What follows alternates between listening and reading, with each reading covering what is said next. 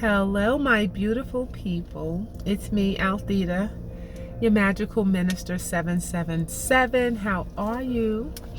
It's a beautiful Thursday afternoon, rainy here in my area, Pennsylvania.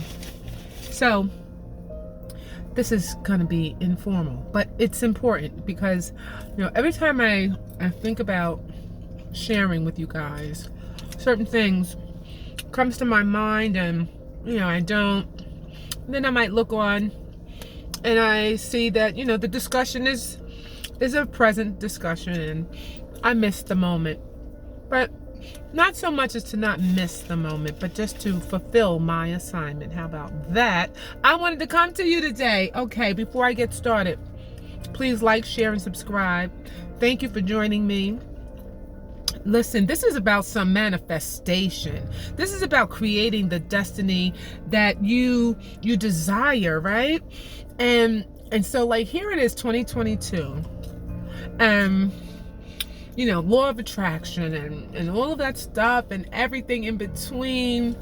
I came across Neville Goddard years ago. Like, I evoked his energy out of desire to know the answer behind how to get my fulfillment, my destiny. And like out of nowhere, he just came out of nowhere. And I understood exactly what he was talking about. And I was taken by the fact that this man had been speaking my language decades before, I was even in existence, right?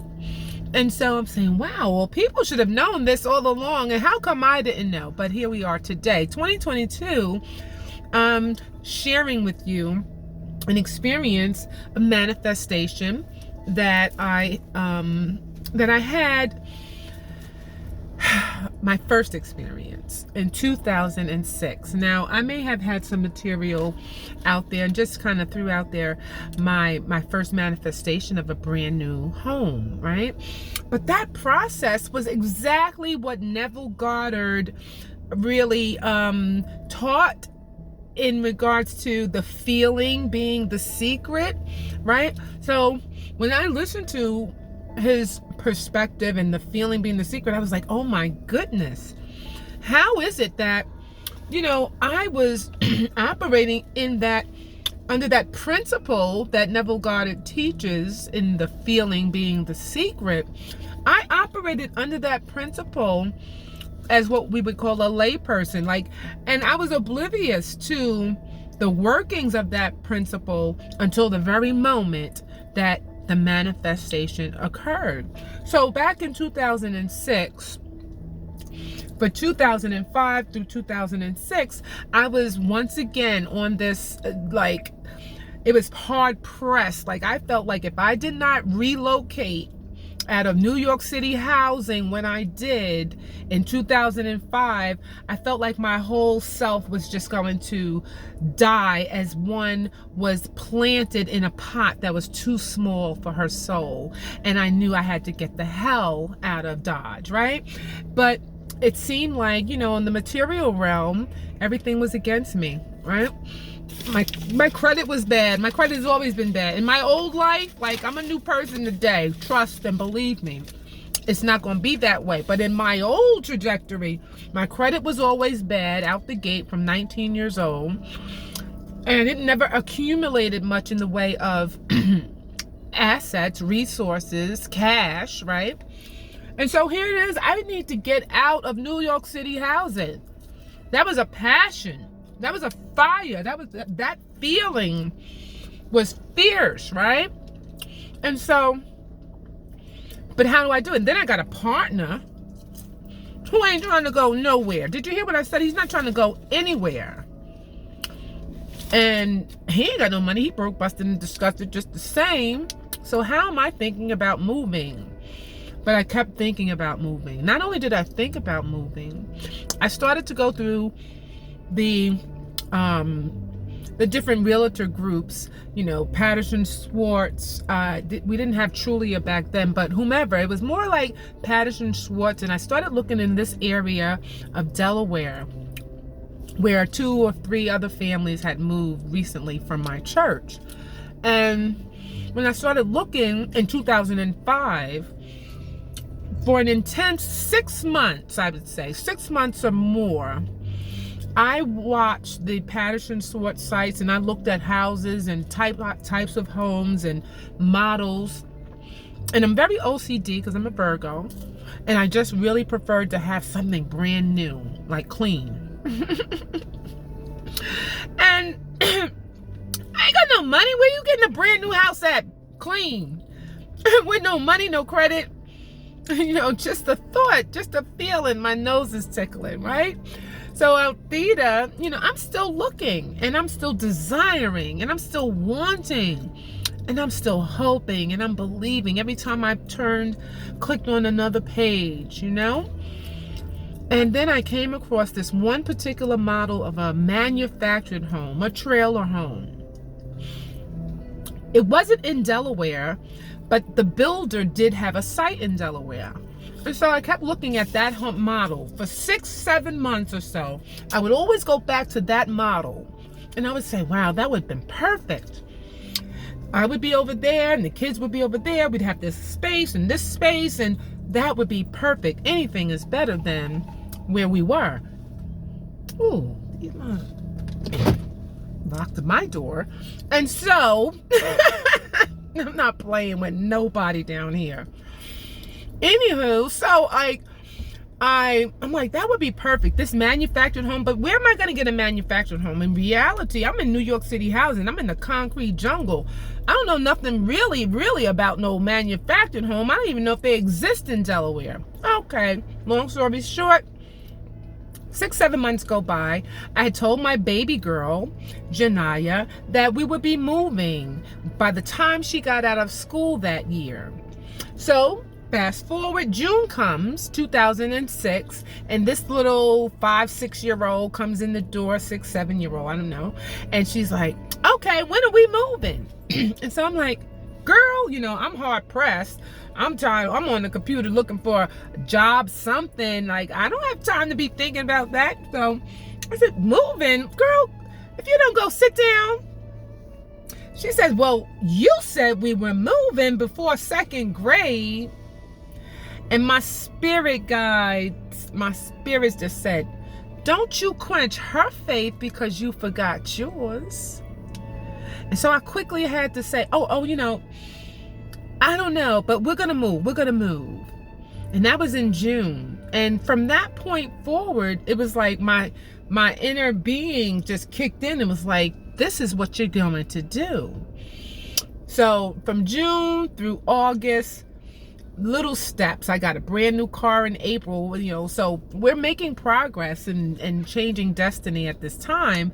And so I start to inquire. I start to travel to Delaware. I start looking for places. And the first place we go to is like a ghetto community. A ghetto, you know, a depressive community of sorts. And I'm like, the hell, I'm going to move from one to the next, like, and there's like this dude like walking over here. He's about 7 feet tall. I don't know, but y'all see me. I'm in the video. I'm in Pennsylvania. But anyhow, so we go into this community, and I'm like, the hell, we will not move here. And so we're running, like literally flying out of this community called Sparrows Run. So we was sparrow running our asses right out of there.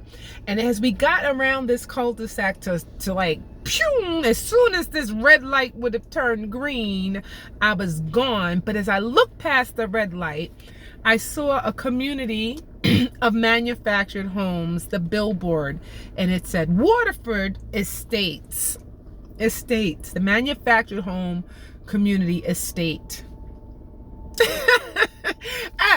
We're there. We're sparrow running it up out of here, and we're going around the corner.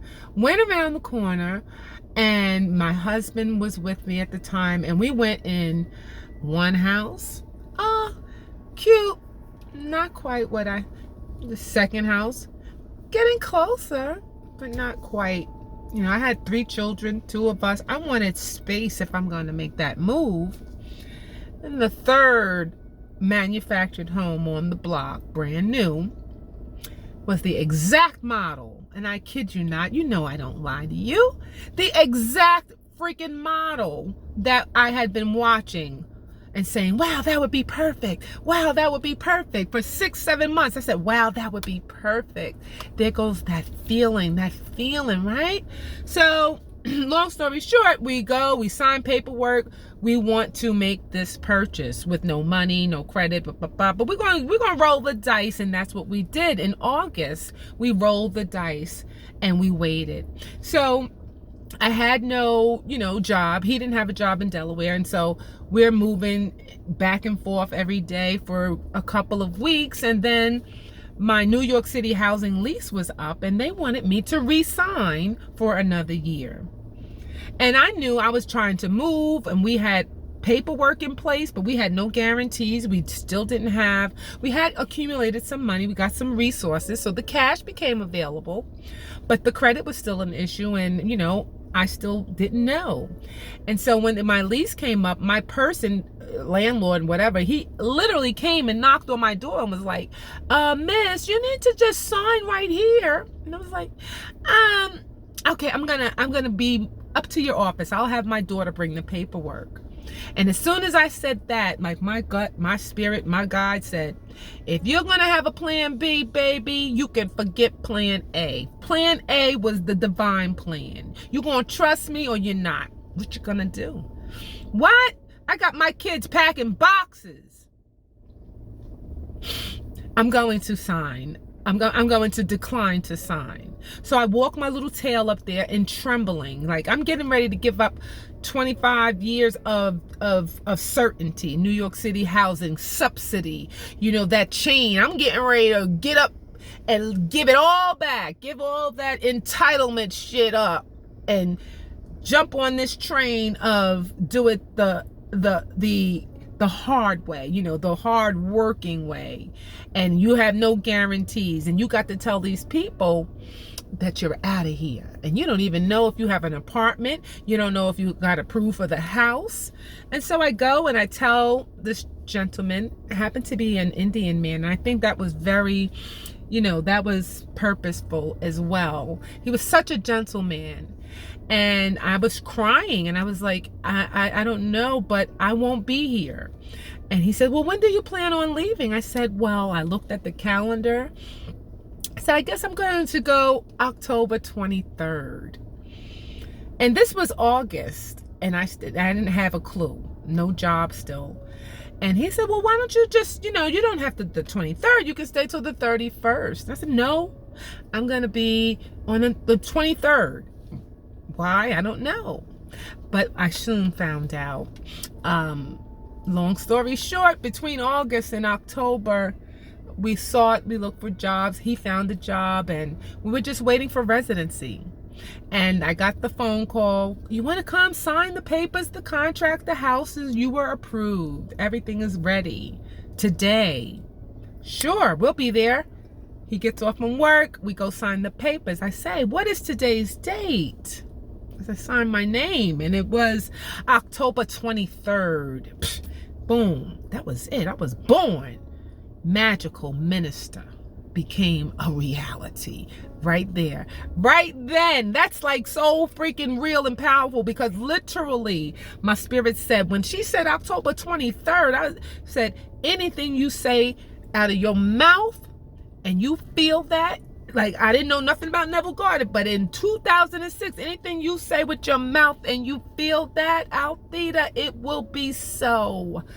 And my name in my soul became magical minister in that moment. And so not only did I sign for my paperwork on October 23rd, but we left Delaware and traveled our tails back up to New York City, Staten Island. The house was packed up. The children were ready to go. The deacon had the truck lined up, picked up the children. We moved out.